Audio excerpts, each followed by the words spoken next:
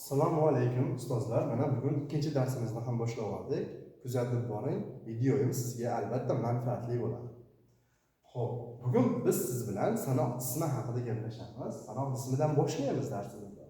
Sanoq jismi harakatlanmay tinch turibdi deb, shartli ravishda qo'zg'almas deb hisoblaydigan barcha jismlar ustozlar nima hisoblanadi? Sanoq jismi hisoblanadi. Aytaylik, bugun biz yo'lga chiqdik. Yo'lga chiqqanimizda yo'lda uylarni sanab kelamiz. Hatto maktabga kelguncha aytaylik 20 ta uyni bosib o'tamiz yoki 150 ta uyni yonidan o'tib kelamiz. Yoki simyog'ochlarni sanab kelamiz. Chunki bularning hammasi nima qilmaydi? Qo'zg'almaydi. Avtomashinalarni esa nima qila olmaymiz? Uni sanay olmaymiz, chunki yonimizdan ular tezlik bilan o'tib ketadi. Bu yerda qaysi biri sanoq jism hisoblanadi? Bu yerda ustozlar bizda sanashda ishlatiladigan, ya'ni qo'zg'almasdan turgan jismlarni biz sanashda ishlatamiz. Shuning uchun bu jismlar sanoq jismi deyiladi. Misol uchun, hop, daraxt, simyog'och, ko'prik, bino va hokazo. Tabiiyki yerda bor bo'lgan qo'zg'almas jismlarning barchasi sanashda ishlatiladi va ular sanoq jismi deb ataladi. Qoidada aytilyaptiki, bu jismlar faqat shartli ravishda qo'zg'almas deyilishiga sabab, chunki bilasiz, yer o'z o'qining atrofida harakatlanadi va butun bir quyoshning atrofida ham aylanib chiqadi. Bu degani yerdagi barcha jismlar nima bo'lyapti? Harakatlanyapti. Qanday harakat qilyapti? Aylanma harakat qilyapti.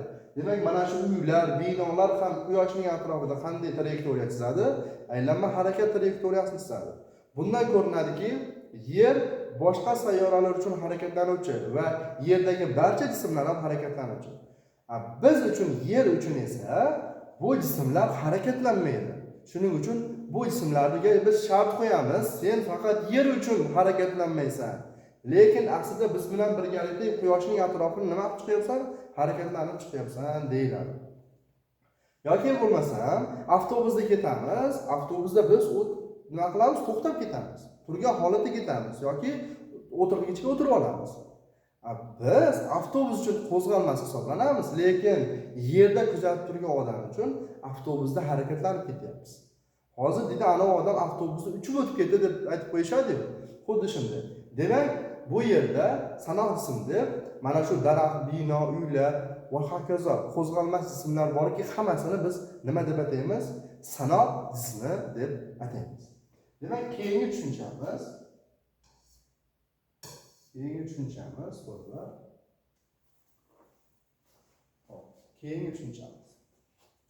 Ana endi biz fizikada masalalar ishlashda matematikadan ozgina bilimga ega bo'lishimiz kerak. Albatta egamiz, biz shunchaki uni nima qilamiz? Takrorlab olamiz. Ya'ni biz eng ko'p to'xtaladigan bu fizikadagi shakllardan biri bu uchburchak hisoblanadi. Chunki bir jismga turli xil fizik kattaliklar bilan ta'sir qilinadi. Yoki biror bir jismni kuch bilan qo'zg'atamiz yoki biror bir jismga tezlik beramiz va u berilgan tezliklar har doim ham yerga parallel ravishda berilavermaydi. Ma'lum bir burchak ostida berilishi mumkin. Shu tufayli bu jismlar qandaydir burchakni hosil qilib qoladi. Va mana shunday paytda biz hisoblashning ba'zi bir matematik usullaridan foydalanishimizga to'g'ri keladi. Va bular qaysilar? Ya'ni ikkita usul bor. Trigonometrik usul bor va ikkinchisi, ya'ni Pifagor teoremasi. Xo'p, mana shu ikkalasini hozir o'rganib olamiz. O'zi uchburchakni qanday hosil qilamiz? Tasavvur qiling, men L uzunlikdagi tayoqcha olaman. Va uchburchak hosil qilish uchun bu L uzunlikdagi tayoqchani 3 qismga ajratib olaman. Va bir qismini A, ikkinchi qismini B, uchinchi qismini C deyman. Ana endi mana shu L uzunlikdagi tayoqchadan uchburchak hosil qilishim mumkinmi? Mumkin. O'zim uchun nimani olib kelaman? Arrani olib kelamanda bu tayoqchani 3 ta bo'lakka bo'laman. Bu birinchi bo'lagi A, ikkinchi bo'lagi B va uchinchi bo'lagi C. Va bu uchala bo'lakni birlashtirib to'g'ri burchakli uchburchakni hosil qilaman. Nima uchun aynan to'g'ri burchakli uchburchakligining sababi bizda eng ko'p foydalanadigan uchburchak bu to'g'ri burchakli uchburchak. va biz kiritmoqchi bo'lgan qoidalar ham faqat to'g'ri burchakli uchburchak uchun nima qiladi? Amal qiladi. Mana ko'rib turibsizki, men bitta yil uzunlikdagi tayoqchadan 3 qismga ajratib, to'g'ri burchakli uchburchakni nima qildim? Hosil qildim. Xo'p, bunday holatlarda qarangki, uchala uchburchakni, mana shu uchburchakning uchala tomoni yil uzunlikdan hosil bo'ldi. Mana shu yil uzunlikning qanday qismlari bularga tegishli bo'ldi? Va bular bir-biriga o'zaro nima bo'ladi? Bog'liq bo'ladi. Bir-biriga bog'liq holda bular bir-biri bilan taqqoslash yoki bir-biri bilan nima qilish? Bir-biriga bog'lab hisoblash uchun biz matematikada ikki xil usuldan foydalanamiz. Agar buning yil uzunlikni mana shu yerdagi tomonlari berilsa, mana shu uchburchakning tomonlari berilsa, biz Pifagor teoremasidan foydalanamiz. Yo'q, aksincha, u uchburchakning mana shu o'tkir burchaklari berilsa, ya'ni biz trigonometrik usuldan foydalanamiz. Xo'p, keling biz birinchisini ko'rib chiqamiz. Agar bizga uchburchakning tomonlari berilsa, ya'ni aytyapmizki, uchburchak tomonlarini miqdor jihatdan taqqoslash yoki bir-biriga bog'lash uchun Pifagor o'zining hisoblash usulini o'rgatgan. Shuning uchun bu nima deyiladi? Pifagor teoremasi deyiladi. Ya'ni bu to'g'ri burchakli uchburchakning 90 gradusga yopishgan ikkita tomonini uchburchakning katetlari deb ataymiz. 90 gradusli burchak qarshisidagi eng katta tomonni gipotenuza deb ataymiz. Ya'ni bu katetni ikkinchi katetga yoki ikkinchi katetni gipotenuzaga bog'lab masala ishlamoqchi bo'lsak, bir-biriga bog'lab qiymatlarni aniqlamoqchi bo'lsak, biz mana shu Pifagor buvamizning aytganini qilishimiz kerak bo'ladi. Qarang, demak A tomon A katet, B tomon B katet deyiladi. S tomon S gipotenuza deyiladi. Bularning bir-biriga bog'liqligini Pifagor hisoblash usulini o'rgatgan. Ya'ni katetlarning kvadratlarining yig'indisi gipotenuzaning kvadratiga teng. Ya'ni A ning kvadrati plus B ning kvadrati teng bo'ladi S ning kvadratiga. Yoki bo'lmasam bizda masalada, ya'ni bitta katetni bermasdan qolgan ikkita katet bilan gipotenuza berilganda, o'sha noma'lum katetning uzunligini hisoblamoqchi bo'lsak, ya'ni misol uchun A kateti A ning kvadrati teng bo'ladi S ning kvadrati minus B ning kvadrati. Chunki A noma'lum, B ma'lum. B ni shuning uchun ma'lum tomonga nima qilaman? O'tkaziraman. Ya'ni shunchaki bir noma'lumni tenglama desak bo'ladi. Yoki bo'lmasam biz nima qilmoqchimiz? Ya'ni B katetni aniqlamoqchi bo'lsak, B ning kvadrati teng bo'ladi S ning kvadrati minus A ning kvadrati. Mana shu usul ustozlar, ya'ni bu nima qilish usuli? Uchburchakning tomonlarini berilmagan tomonni hisoblash uchun uni mana shu Pifagor teoremasi orqali eng oson usul deb hisoblab aniqlaymiz. Tushunarli ustozlar? Demak, endi keyingi usul. Endi ustozlar bizga uchburchakning o'tkir burchaklarining bittasi berilganda yoki uchburchakning birorta tomoni berilganda, uning boshqa tomonlarining ham o'lchamlarini hisoblash uchun biz trigonometrik usuldan foydalanamiz. Ya'ni matematikada trigonometriya bor.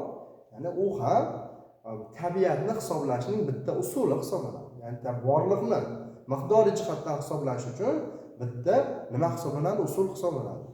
Oddiy misol, yukni ko'tarishning turli xil usullari bor. U shakliga qarab, shakli jismlarni ko'tarishimiz mumkin yoki suzlashimiz mumkin. Lekin suvni sudrab bo'lmaydi. Suvni nima qilamiz? Uni paqirga o'zini hajmiga sig'adigan chelaklar buni yoki bo'lmasam birorta betonga kuyib yoki bo'lmasam birorta suv sig'adigan, suv to'kilmaydigan mashinaga yuklab uni tashlaymiz. Ko'rdingizmi? Biror bir ish harakatni qilishni ham, bajarishni ham usullari bor. Demak, mana shu tabiatdagi ba'zi bir o'lchamlarni yoki ba'zi bir fizik tabiatlarni, materialni hisob-kitob qilish uchun ham matematikada o'zining usullari mavjud. Bu usullardan biri trigonometrik usul. Bu qanday bo'ladi? Bu qarang. Trigonometrikda usulda, ya'ni uchburchakning bir burchagi berilganda 4 ta usul bor. Va bu burchakning kosinusi deyiladi bittasi, ikkinchisi burchakning kosinusi deyiladi, uchinchisi burchakning tangensi, to'rtinchisi burchakning kotangensi deyiladi. va mana shu burchakdan foydalanib biz uch burchakning boshqa tomonlarini ham nima qilishimiz mumkin? Hisoblashimiz yoki bir-biri bilan taqqoslashimiz mumkin.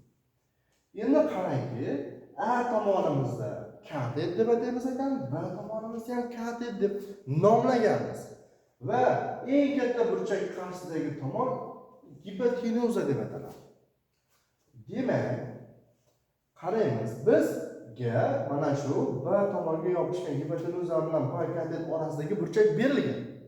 Shu burchak berilganda uch burchakning boshqa tomonlarini hisoblash mumkinmi? Mumkin.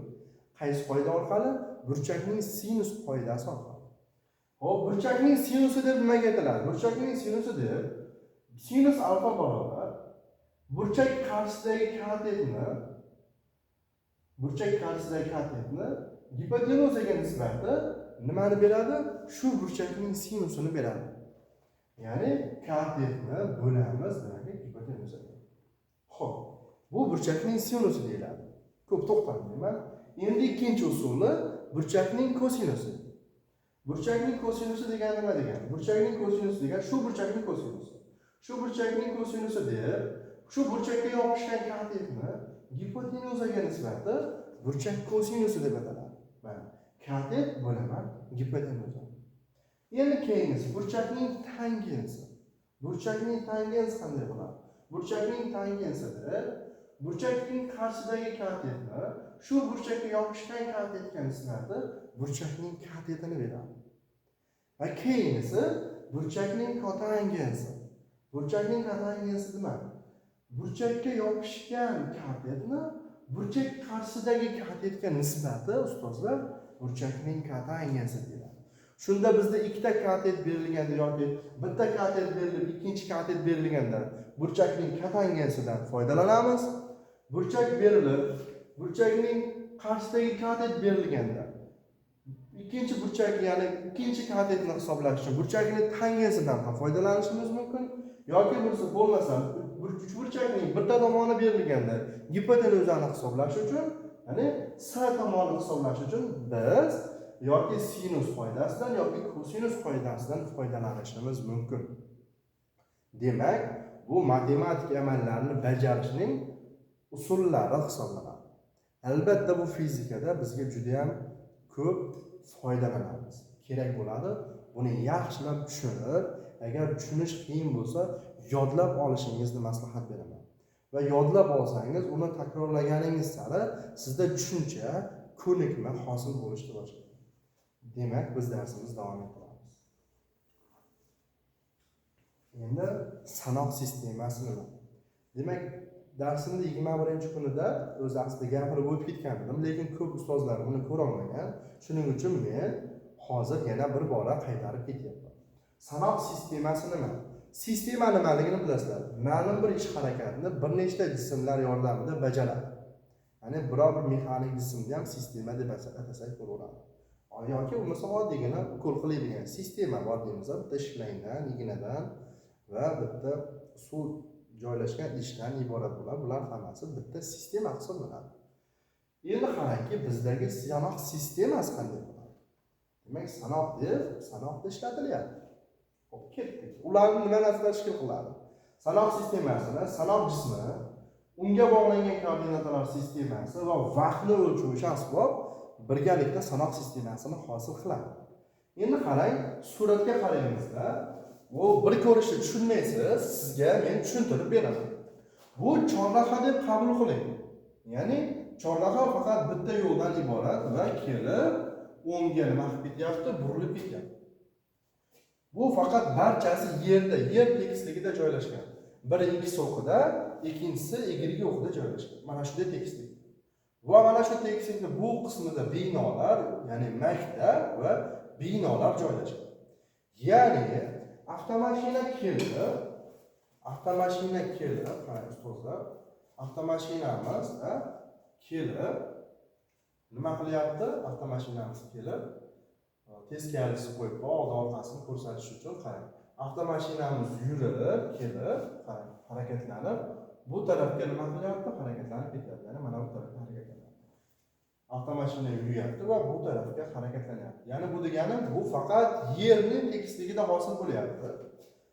osmonga chiqqani. Xo'p, ketdik. Bu o'qimiz x o'qi, bu o'qimiz nima deyiladi? Y o'qi deyiladi. Xo'p, avtomashina yo'lga chiqyapti. Yo'lga chiqdim. 8:30 da bu chorrahaga yetib kelgan. Va bu yerda nima joylashgan? Maktab. Qarang, harakatlanyapti turganimda nimalar bor edi? Sanoq jismi. Unga bog'langan koordinatalar sistemasi qayerda joylashishi yozilyapti bu yerda.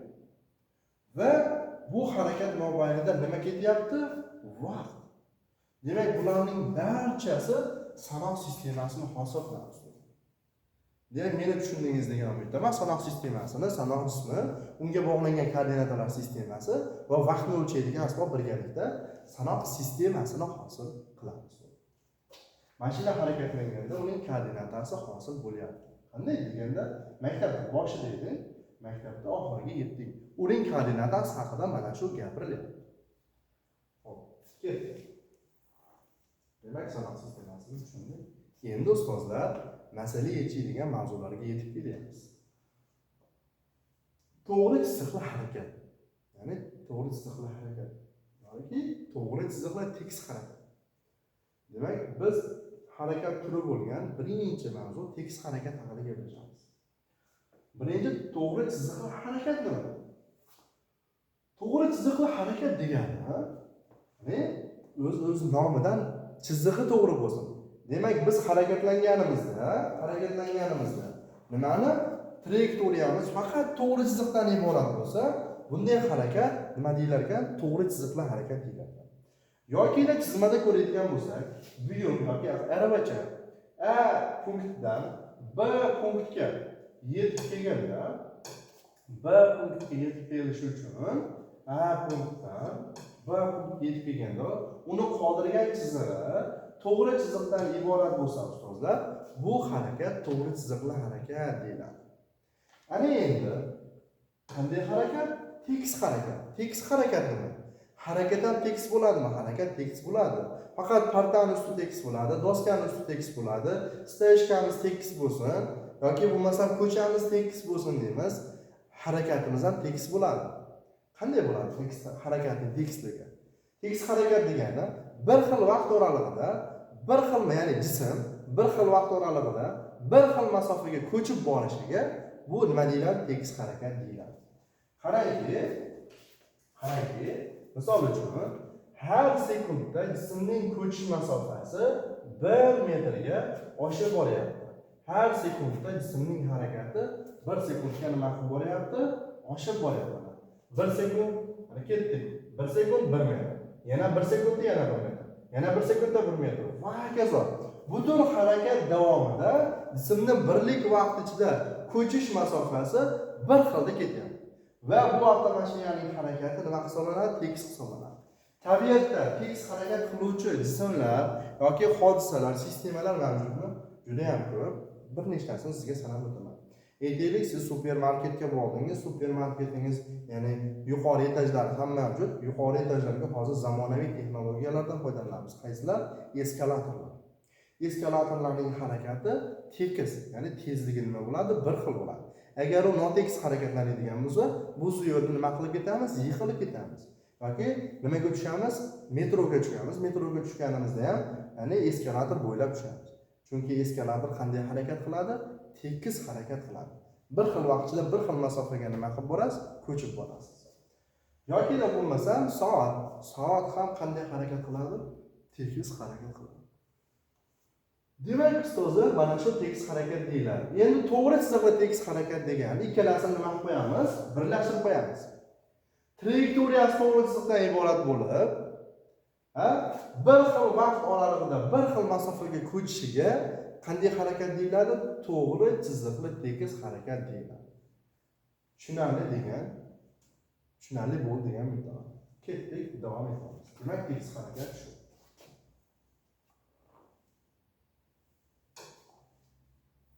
Ketdik ustozlar. Demak, biz endi tezlik bilan gaplashamiz. Tezlik nima? Tezlik bu harakatni jadallaydi. Meni hozir harakatim tinch. Endi men jadallik olyapman. Ya'ni jadallashyapman. Bu degani nima bo'ldi? Tezlik oldim degani. Tezlik nima? Tezlik Jismni birlik vaqtida bosib o'tish masofasiga son jihatdan teng bo'lgan fizik kattalik tezlik deb ataladi. Endi tezlik vektor kattalik bo'lib, kichkina v harfi bilan belgilanadi. Kichkina v harfi belgilanadi. Ya'ni bu tezlik degani nima degani? Birlik vaqtda qandaydir masofani bosib o'tish bu tezlik hisoblanadi. Ya'ni tezlikni hisoblash bu tezlik asosiy kattalik emas, hosiliy kattalik. Chunki biz tezlikni nima qilamiz? Hosil qilamiz. Men tekshiribman. Harakatlanganimda tezlikni men nima qilyapman? Hosil qilyapman. Yoki avtomashina tinch turibdi. Kalitni burab gazni bosganimda avtomashina nima oladi? Tezlik oladi. Bu degani tezlikni nima qilinyapti? Hosil qilinyapti. Yoki bo'lmasam, ikkinchi etajdan turib biror bir sharni yerga qarab tashlab, ya'ni qo'yib yuboraman. Shar yerga tomon nima oladi? Tezlik oladi. Ya'ni birlik vaqtida masofa bosib o'tishni boshlaydi. Yoki yerdagi koptokni turtib yuboradigan bo'lsam, u ham birlik vaqtida masofa bosib o'tishni nima qiladi? Boshlaydi. Bu degani koptok nimaga ega bo'ldi? Tezlikka ega bo'ldi. Demak, tezlikni topish uchun hosil qilamiz ekan. Tezlik topish uchun v teng yo'lni vaqtga nima qilamiz? Bo'lamiz. Birligi ham hosilaviy, hosil qilingan birlik deyiladi. Ya'ni birligi, yo'lning birligi asosiy birligi metr, vaqtning asosiy birligi nima bo'ladi? Sekund bo'ladi. Demak, shu tezlik degani vaqt birligi ichida bosib o'tilgan yo'l formulasi v tengiz taqsim t va birligi metr taqsim sekund. Tezlikni topish uchun biz masofani vaqtga bo'lishimiz kerak. Kimda-kim birlik vaqtida kim ko'p masofa bosib o'tgan bo'lsa, o'sha jismning tezligi katta hisoblanadi. Ketdik. Tezlikni har doim birligi metr taqsim sekundda emas, avtomashinalar soatiga qanchadir kilometr masofani bosib o'tadi. Shilliqurtlar sekundi yoki soatiga qanchadir santimetr yoki metr masofani bosib o'tadi va hokazo. Shuning uchun tezlikning birliklari kilometr soat, kilometr taqsim sekund, metr taqsim soat va hokazo birliklarda o'lchanadi. Biz eng ko'p foydalanadigan birliklar metr taqsim sekund va kilometr soat. Shunda aytiladi, sekundiga shuncha masofa bosib, metr masofani bosgan odam soatiga qancha masofani bosib o'tadi? Yoki bo'lmasa, soatiga shuncha kilometr masofani bosib o'tgan odam sekundiga qancha masofani bosib o'tgan bo'lardi? Ya'ni qancha metr masofani bosib o'tgan bo'lardi degan savol berilsa, biz kilometr soat birlikdan metr taqsim sekund birlikka nima qilamiz? O'tamiz. Qanday o'tiladi? Xo'p, 1 kilometrimiz 1000 metr, 1 soatimiz 3600 sekund. Ana endi qarangki, o'rniga qo'yamiz. 1 kilometr taqsim soat teng 1 kilometr o'rniga 1000 metr, 1 soat o'rniga nima qo'yapman? 3600 sekund qo'yapman. Qarab turibsizki, kilometr soat birlik, metr taqsim sekund birlikka o'tib bo'ldi. Endi qolgani matematik hisob-kitoblarga qo'yib soddalashtiramiz. 2 ta 0 bilan 2 ta 0 ketadi. Shunda 10 taqsim 36 qoladi. Demak, siz kilometr soat birlikdan metr taqsim sekund birlikka o'tish uchun berilgan raqamni 10 ga ko'paytirib 36 ga bo'lishingiz kerak. Yoki bo'lmasa, bundan ham soddalashtirish uchun surat va mahrajni 10 ga bo'lib olsam, quyidagi ko'rinishga qoladi. Ya'ni 1 taqsim 3.6 metr taqsim sekund. Yoki-da shunday deyishimiz mumkin. Berilgan raqamni 3.6 ga bo'lsam, birligi kilometr soat birlikdan metr taqsim sekund birlikka nima qiladi? O'tadi. Demak, xulosa shundayki, 1 kilometr soatimiz teng bo'lar ekan 1 taqsim 3.6 metr taqsim sekund. Doim siz kilometr soat birligi o'rniga 1 taqsim 3.6 metr taqsim sekundni qo'yishga haqlisiz. Davom etamiz. Kichik va sodda masala ishlab ko'ramiz. Aytaylik, 3.6 kilometr soat berilgan. Ya'ni odam soatiga 3.6 kilometr masofani bosib o'tyapti. Sekundiga necha metr masofani bosib o'tadi? Ketdi. Men buning uchun kilometr soatda o'rniga mana 3.6 ko'paytiraman. Kilometr soatning o'rniga 1 taqsim 3.6 metr taqsim sekundni qo'yaman. Shunda birligi o'zgardi. 3.6 lar o'zaro qisqarib ketdi va 1 metr taqsim sekund. Xulosa shuki, odam sekundiga 1 metr masofani bosib o'tsa, soatiga 3.6 kilometr soat masofani bosib o'tadi. Ikkinchisi, aytaylikki, bu 7.2 kilometr soat. Uni 3.6 ga bo'lsak, mana necha bo'ladi? 2 metr taqsim sekund. Hop, ya'ni sekundiga 2 metr masofani bosib o'tgan odam soatiga 7,2 kilometr masofani bosib o'tadi. Tushunarli bo'ldi endi. Keyingisi tekis harakat qilayotgan jismning yo'li va vaqti ortadi, tezligining miqdori o'zgarmas hisoblanadi. Juda ham to'g'ri. Tezlikning qiymati nima qilmaydi? O'zgarmaydi. Chunki tekis harakatda biz aytib o'tdikki, har sekunddagi ko'chish masofasi bir xilda ortib boradi. Bu tezligining qiymati o'zgarmaydi. Yo'limiz ortadi, bu ya'ni sarflagan vaqtimiz ham qo'shilib boradi, lekin harakatning jadalligini miqdori nima qilmaydi? O'zgarmaydi. Har sekunddagi bosib o'tish masofasi bir xil qiymatda ketaveradi. Lekin uning yo'li oshib boradi. Sarflagan vaqti nima qilib boradi? Oshib boradi. Xo'p, bu degani tekis harakatda tezlik nima qilmaydi? Doimiy yoki o'zgarmas. Ingliz tilidan tarjima qilinganda constant. Ya'ni ko'p adabiyotlarda tezlikni biz v teng o'zgarmas emas, v teng konstanta ko'ramiz. Bu tezlikning o'zgarmas degani. Ko'rib turibsizki, mashina biz kuzatuvni boshlangan vaqtimizda tezligi 2 metr taqsim sekund edi. 1 sekunddan keyin ham tezligi 2 metr taqsim sekund. Yana 1 sekunddan keyin tezligi ham yana 2 metr taqsim sekund. Butun harakati davomida mana shu tezlikning qiymati nima qilmaydi? O'zgarmaydi. Chunki biz siz bilan tekis harakat mavzusini tanishamiz. Endi sizlar bilan tezlikni boshqa ma'lumotlari haqida gaplashamiz. Endi tezlikning grafikini chizamiz. Misol uchun jismning tezligi 4 metr taqsim sekund bo'lsa. Grafik qayerga chiziladi? Koordinatalar sistemasida hosil qilinadi. Xo'p, bu grafik bizga har doim masala yechishning bitta usuli yoki axborot yoki ma'lumot berishning bitta usuli. Ko'rib turibsiz, koordinatalar sistemasi chizilgan. Tezlikning grafiki bo'lishi uchun koordinata boshida tezlik belgisi bo'lishi kerak. Agar yo'lning grafiki deyilsa, bu yerning o'rnida, ya'ni yo'lning belgisi bo'ladi. V emas, S bo'ladi, S bo'ladi. Hozir siz bilan tezlik haqida gaplashyapmiz. Shuning uchun bu yerda nima bo'ladi? V. Mana bu yerga qanday birlik yozilsa, hisob-kitoblar xuddi shunday birlikda hisoblanadi. Ketdik. Koordinatalarning x o'qida doim vaqt bo'ladi. Har doim mexanikada doim koordinataning x o'qida nima joylashadi? Vaqt. Chunki vaqt har doim o'zgaruvchi. Boshqa jismlarimizning harakati, fizik kattaliklari vaqtga qarab nima bo'ladi? Oshib yoki kamayib boradi. Vaqt har doim o'zgaruvchi hisoblanadi. Shuning uchun absissa degani o'zgaruvchi degani. Ketdik. Bu vertikal o'qimizda v joylashgan. V vaqtga qarab nima bo'ladi? O'zgaradi yoki o'zgarmaydi. Bu harakatimizda qarang.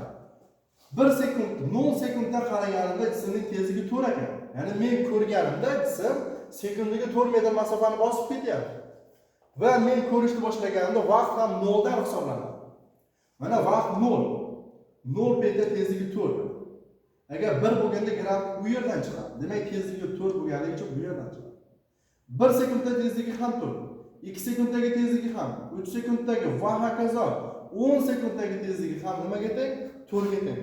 Shuning uchun grafikka e'tibor bersangiz, o'zi tezlik o'qiga perpendikulyar holatda joylashtirdi. Bu tekis harakatda tezlik grafiki deyiladi va doim vaqt o'qiga parallel o'zi joylashgan o'qqa nisbatan perpendikulyar bo'ladi. Ustozlar, mana shu tezlikni grafiki deyiladi. Endi qarang. Agar shu holatda jismning t vaqtda yurgan yo'li so'ralsa, bo'yalgan soha yuzasi yo'liga teng bo'ladi. Ko'p masalalarimizda xuddi shunday grafiklar beradi va u yerga trapetsiya, to'g'riburchakli uchburchak yoki ya'ni to'g'riburchakli bo'lmagan noma'lum uchburchak berib qo'yadi va o'sha sohani bo'yab qo'yadi. Mana shunday. Shunday holatda bizga tezlik grafiki berilsa, yo'lni hisoblash uchun siz eng sodda bo'lgan matematik usul yuzani, berilgan sohani, bo'yalgan sohani yuzasini topsangiz bo'ldi. Shu jismni nimasiga teng bo'ladi? Bosib o'tgan yo'liga teng bo'ladi. Yo'lni topish bo'lmasa, eslang nima? Tezlikni vaqtga ko'paytiramiz. Demak, aniq bilaman siz buni tushundingiz ustoz. Endi yo'lning grafikini chizamiz. yo'lning grafigi qanday bo'ladi? Qarang. Men aytib o'tib ketdim, grafik koordinatalar sistemasida hosil qilinadi. Bu axborot berishning birgina usuli xolos. Juda ham ilmiy narsa emas. Qarang, doim x o'qiga nima joylashar ekan? Vaqt. Chunki doim vaqt o'suvchi. Keyingisi, agar yo'lning grafigi deyilsa, mana bu yerda nima bo'ladi? Doim s bo'ladi. Yoki x bo'ladi, yoki l bo'ladi. Chunki hammasi uzunlik yo'lni beradi. Endi qarangki, buning grafigi qanday bo'ladi? Men nima deb ketdim? Vaqt ortyaptimi? Qanchadir soat sarfladimi? Jism harakatlanish uchun. Yurgan yo'li ham nima qilib boradi? Oshib boradi. 1 sekundda 3 metr yursa, 2 sekundda 6 metr. Yo'li ham, vaqti ham nima qilyapti? O'syapti. Shuning uchun grafik ham, ya'ni 0 vaqtda yo'li ham 0, vaqti ham 0. Vaqt o'tgan sayin, mana 1, 2, 3, 4, 5, 6, 7, 8, 9 va hokazo. Vaqt o'tgan sayin yo'l ham o'sib borish kerak, vaqt ham o'sib borish kerak. Uni chizmada ifodalasak, ikkalasi ham birgalikda mana shunday tartibda nima qilib boradi, o'sib boradi. Agar 1 sekundda 3 metr yo'l yursa, mana bu 3 metr. Ikkalasini keshish nuqtasi mana. 2 sekundda 6 metr yursa, mana bu 6 metr deyiladi. 3 sekundda va hokazo. Shuna qilib nima bo'ladi? Grafigimiz mana shunday o'suvchi bo'ladi. Qarangki, vaqtga qarab, vaqt ham ortyapti, yo'l ham ortyapti. Ikkalasini bitta chizmada ifodalash uchun biz nima chizib olyapmiz? Grafik chizib olyapmiz. Tekis harakatda doim yo'lning grafigi to'g'ri chiziqdan iborat bo'ladi va doim nima bo'ladi? O'suvchi bo'ladi, ustozlar, esingizdan chiqmasin. Demak, vaqt o'qi bilan hosil qilgan burchakning tangensi tezlikka teng deyapmiz ustoz. Buni qanday bilamiz? Mana bu burchak berildi. Biz siz bilan uch burchakni gaplashdik. Endi shu burchakning tangensi bo'lishi uchun uch burchak hosil qilishimiz kerak. Buning uchun mana bu yo'lni, o'qini qancha bosib o'tganini bu yerga soyasini tushirib, ya'ni bu proyeksiya deyiladi soyani. Mana bu esni bu yerga ko'chirib olamiz. Bu yerda vaqt o'qi ham bor. Bu yerni es deb ataymiz, bu yerni t deb ataymiz. Shu burchakning tangensini hisoblaymiz. Shu burchakning tangensi burchak qarshidagi kadetni shu burchakka yopishgan nimaga kadetga nisbatan shu burchakning tangensi deyiladi. Va bu siz bilasiz, s taqsim t nimaga teng? Voy. Bundan ko'rinadiki, tangens alfa bunga teng bo'lsa, demak tangens alfa voga ham teng bo'ladi. Shuning uchun tangens alfa voga teng.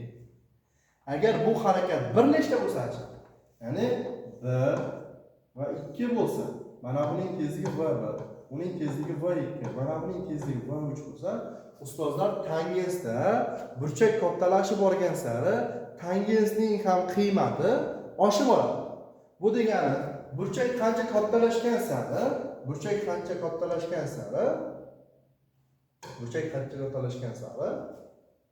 bu alfa 1 bo'lsa, bunimiz alfa 2, xo'sh. Keyingisi deylik, mana bunisi alfa 3 bo'lsa, qaysi birining burchagi katta bo'lsa, o'shaning tangens alfasi ham katta bo'ladi. Ya'ni tangensning qiymati ham katta bo'ladi. O'z-o'zidan burchak qancha katta bo'lsa, tezlik ham eng katta bo'ladi. Tezlikni taqqoslang deganda, shunda qarangki, tezlikni taqqoslash, ya'ni v3 katta bo'ladi, v2 dan katta bo'ladi nimadan? v1 dan.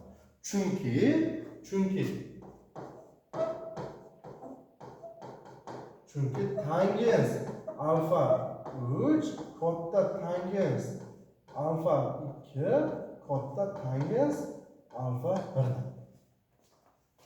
Bir o'zingiz hisoblab, ixtiyoriy burchaklar berib hisoblab ko'ring. Demak biz albatta men sizga ishonaman, bu mavzuni 100% tushundingiz.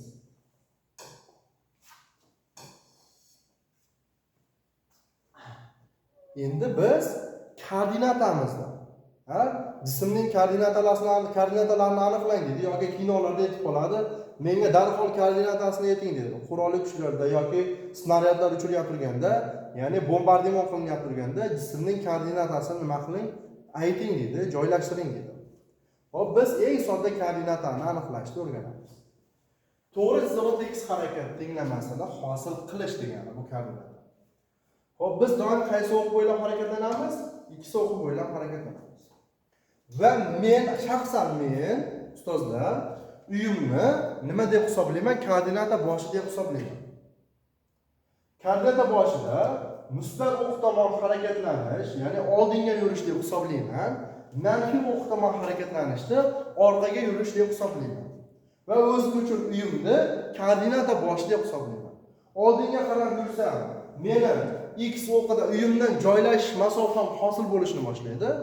Yoki orqaga qarab yursam, uyimdan orqa tomonda koordinatam hosil bo'lishni boshlaydi. Mana uy koordinata boshi. Bu o'zimning shaxsiy tushuncham. Siz ham shunday tushunsangiz, tushuna olsangiz xursand bo'laman. Ya'ni koordinata degani uydan qancha masofada joylashganligini nima qilish? Hisoblash. Qanday masofada turganligini hisoblash degani. Keling, aytaylik, agar biz uyimizdan kuzatuvni boshlaganimizda bizga boshlang'ich masofa kerak bo'lmasdi. Agar biz aravachani qandaydir masofadan kuzatsak, uning dastlabki masofasi hosil bo'ladi. Va u jismlarning boshlang'ich nimasi deyiladi? Masofasi deyiladi. Va shu yerdan harakatni v tezligi bilan boshlab t vaqt harakatlansa, nima bo'ladi ustozlar? Qandaydir s masofani bosib o'tadi. Endi bu to uyidan qancha masofada joylashgan desa, biz tenglama tuzamiz. Ya'ni u x o'qidan qandaydir masofada joylashgan. X teng deyiladi. X nimagadir teng bo'lyapti. Nimaga? Dastlabki masofasi bor edi, unga qo'shilyapti. Yana s masofani bosib o'tyapti. Mana. Va u nimaga teng? x0 + s. Ya'ni dastlab 3 metr masofada joylashgan bo'lsa, 3 metr masofada bosib o'tgan bo'lsa, nima bo'lyapti? 3 plus, yana qarang 3 dan qayergacha 7 gacha yuryapti. Plus 7. Bu degani yurgan yo'li nechiga teng? 7 metr. Adashib ketmadimmi? Adashib ketdim. Chunki nima? 3 dan 7 gacha necha metr masofani? Yana 4 metr masofani bosib o'tadi. Shuning uchun mana bu yerda 4 metr masofa. Va u uyidan qancha masofada joylashtirildi? 7 metr masofada. Agar shunday koordinata berilsa juda ham oson bo'ladi. Chunki jismda joylashgan nuqtasi koordinatasi yozilgan. U koordinata boshidan qancha 7 metr masofada turibdi deyiladi. Va o'z-o'zidan x 7 metr. Agar boshlang'ich masofasi desa, x0 emas, nechiga? 3 metrga teng bo'ladi. Uyidan boshlandi desa, unda x0 emas, nimaga teng bo'ladi? 0 ga teng va o'rniga 0 qo'yib ketishingiz mumkin. Yoki koordinata tenglamasini siz shunday yozishingiz mumkin. x0 plus y ko'paytirilgan taqsim. Albatta tushundingiz degan umiddaman. Keling.